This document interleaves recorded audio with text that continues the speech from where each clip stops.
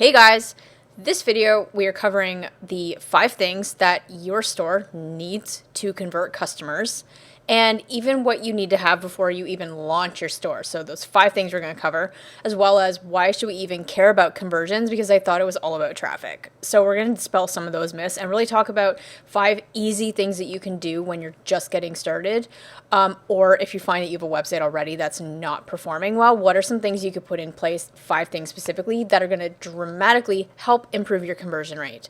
So first off, I'm Khierstyn Ross. Thank you and welcome to my channel. If you're new here, we cover all things e-commerce and product launches and Kickstarter. So be sure to subscribe. This month we are doing 1 video per day because it's vlogmas, which means you do a video a day until I think December 24th. When I first started this, I committed to a video a day for 30 days. And so far, we've been doing okay. I've missed a couple of days, but don't worry, we're going to get caught up with those videos, and I'll talk a little bit more about that and some organization strategies I'm using to account for this massive increase in video production that we are doing. But apart from that, subscribe, and let's jump into it. All right, so we're just going to cover a couple of slides here. I've taken this from our Scale Your Brand e-commerce program, which is for people that, really merchants that either have an existing Shopify store that they want to scale, or you are after Kickstarter, you've launched your product and you're now ready to get onto Shopify and get the foundations ready to go. And for this, I don't usually do presentations on the YouTube channel. I just like to whatever, but before we get into how to get your site to convert, let's talk about why you need your site to convert. So traffic and conversions. We, with our Scale Your Brand program, specifically don't talk about traffic strategies and really marketing and how to get people onto your website until we deal with the foundations. And the foundations is creating a Shopify store or website to convert, because at the end of the day, you might as well burn your money and burn your time if you just focus all your time on getting traffic. I hear this all the time. I get e-commerce merchants on the phone where they're wondering why they're not selling. Their Facebook ad guy is driving traffic and ads seem to be performing, but they're not selling anything. And the reason they're not selling anything usually is because they haven't taken a look at the conversion rate of the website. So the conversion rate is how well your website does at taking someone who comes to your website and converting them into a purchase.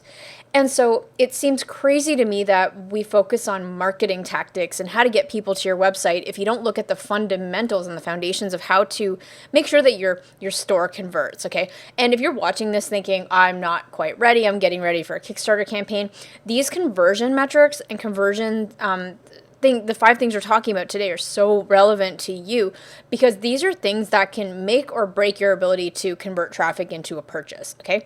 But more so when you're building a store, okay? Anytime you look to sell something online, it's less about the traffic. You've got to set yourself up to convert first. Otherwise, you are literally wasting your time. So let's dive into what are these 5 things that every store needs to convert. The very first thing we need is some social proof. Social proof is going to be reviews, testimonials, lifestyle images of people using your product, like not just drop shipping your product on a white background, but having it actually like out in nature with a human using it, or some press mentions. And a lot of people kind of get stuck getting that social proof in the beginning because they think, I don't have any paying customers yet.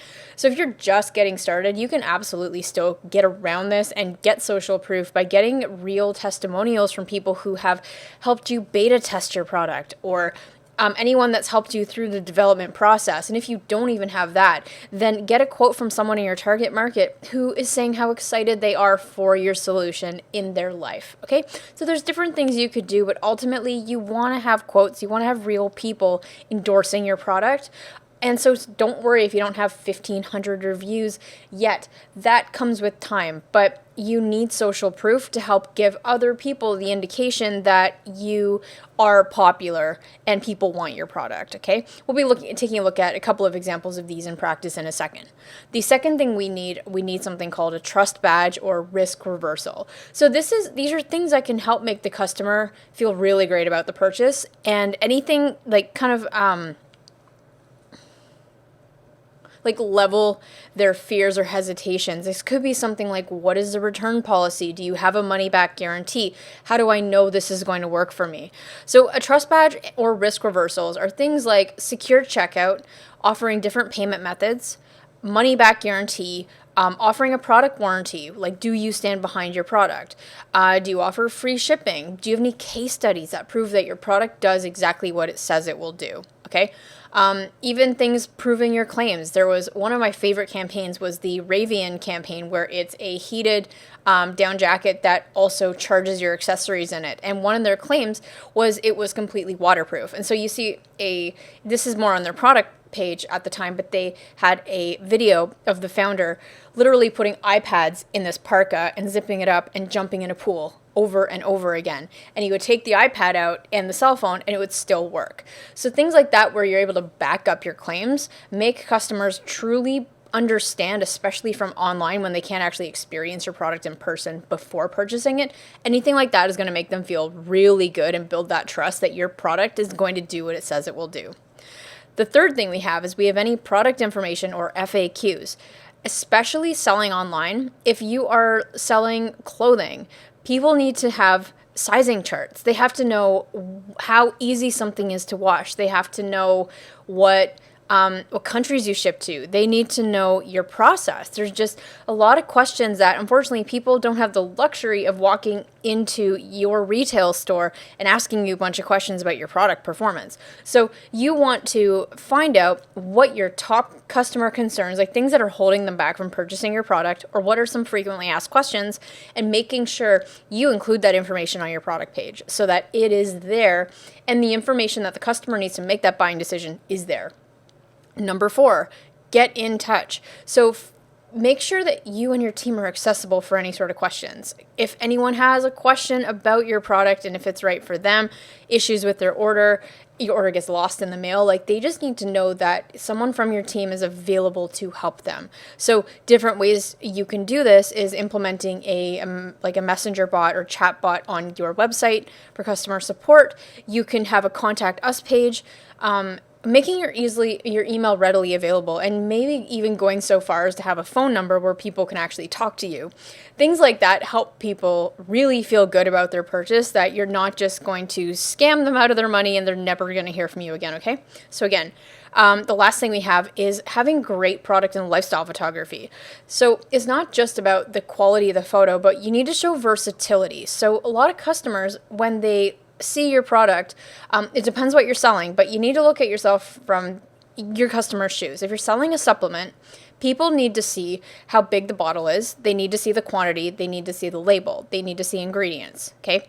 If you're selling fashion, people need to see not just a shirt on a white background, but they need to see how it fits by having that on a model. They need to see how it accessorizes and how it layers with other sort of day-to-day items, so that a consumer, when they're shopping, they are thinking, do I see myself in these clothes? Okay, so the photo is not just about the product. It's about the product experience with someone and how they use it in their life. So you need to encompass that with your photography. Otherwise, you're going to find that you're just not converting enough people because they're not seeing what they need to see to know that this is the purchase that will work for them, okay? So let's actually head over to a couple websites and see this in practice, these 5 things, so you can solidify that. All right, one of the brands I want to give a shout out to is Unseen the Label. This is sustainable fashion for women that are under 5'4", so it's really beautiful designs for anyone that is short, really. Not endorsed, just love what they're doing. So let's actually have a look at their website and specifically the product page. So when people go to the website and they go to the product page, already you can see some beautiful lifestyle images. So if we go through the Emma pant, for example, the Emma pant here's a couple things that they have. First off, their checkout process is very minimalist, which is great. They don't give you a lot of selection for things to click on, and it's very visual, very easy. This is great. You don't want to have a bunch of selections or offering people a bunch of add-ons at this point, because the more options you give someone and the more information you throw at them before they can make a purchase is going to decrease the chances of them actually purchasing. So what I love here is they have different colors, they have quantity, and they have pre-orders, right? I also want to point out their lifestyle photography is great. So they've really taken this to the next level to show a 360 view of how this pant fits, just like that.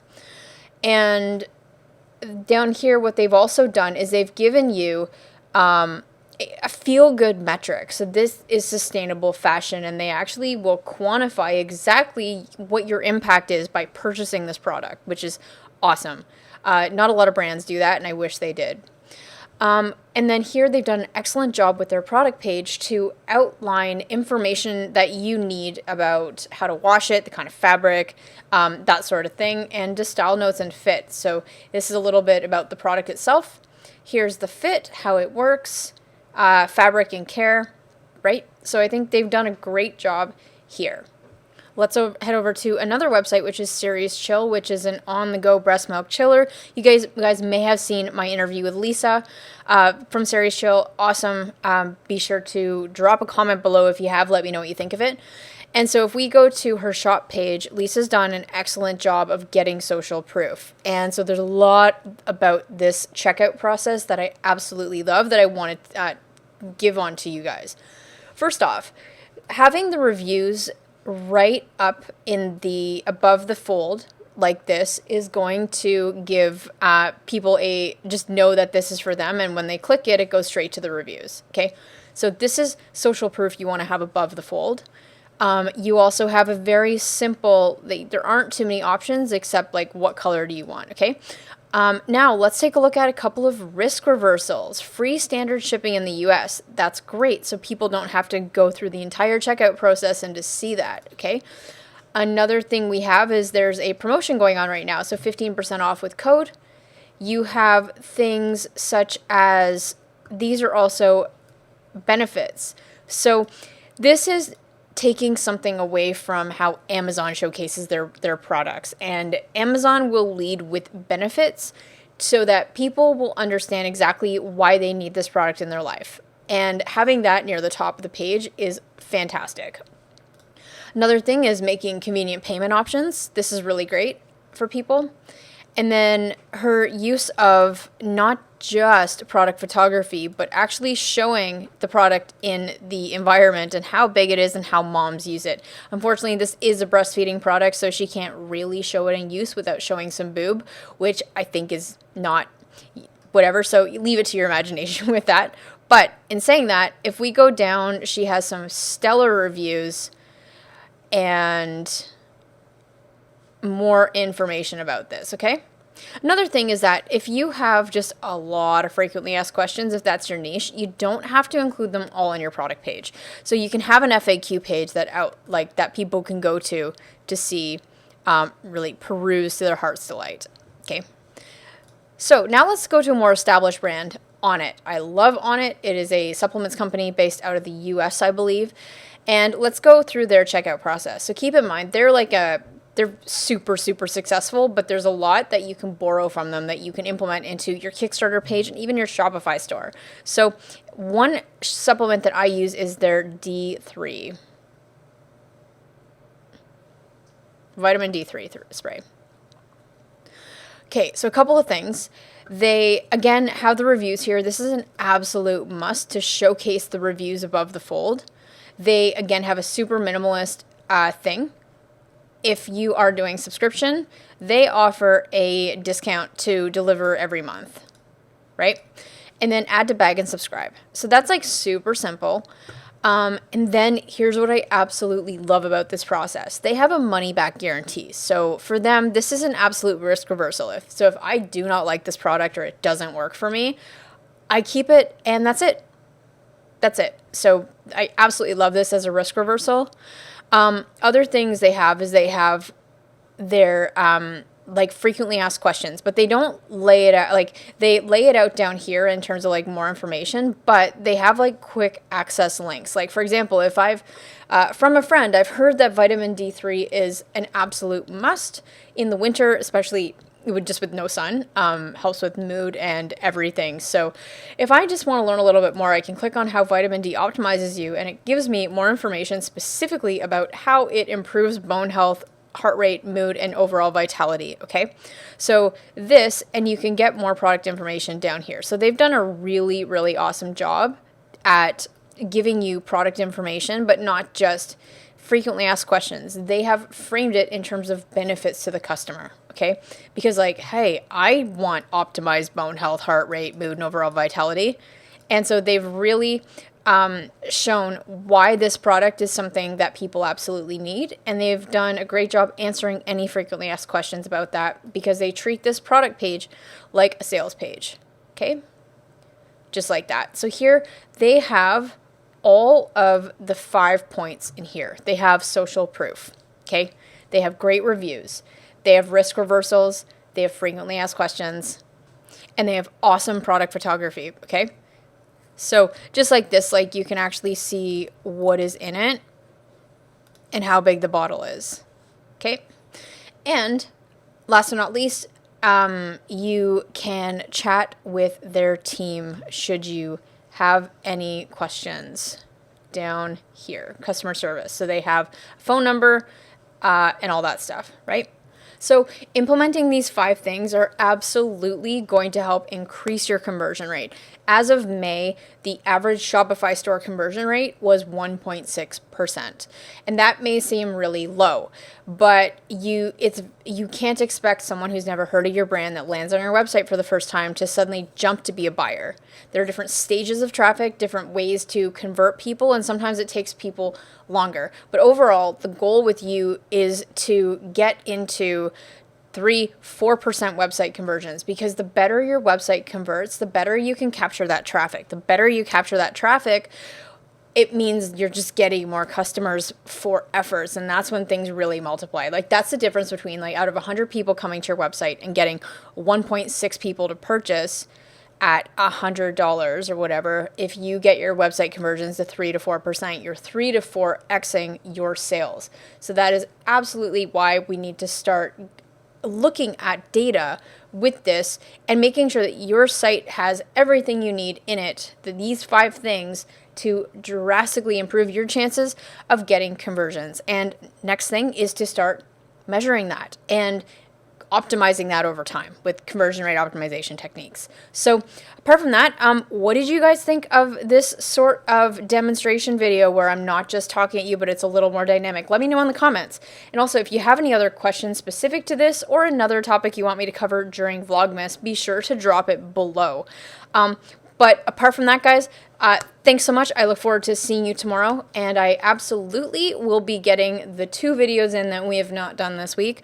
I found that going from releasing a video every 2 to 3 weeks to every single day, there's some obvious shifts in my work habits and priorities that I had to address this week so that we're able to get content out consistently. But I did say that I'm doing this to challenge myself, and so with that comes modifications as we adjust. So I can either beat myself up over it or just take ownership and know that, just, reassure you that I'm working on this as a habit so that I'm able to get this content out every single day.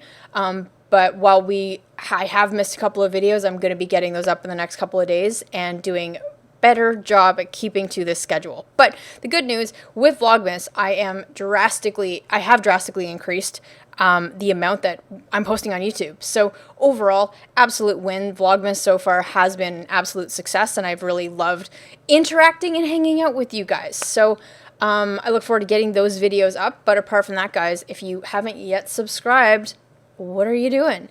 Subscribe. I'll see you tomorrow. Take care. Bye.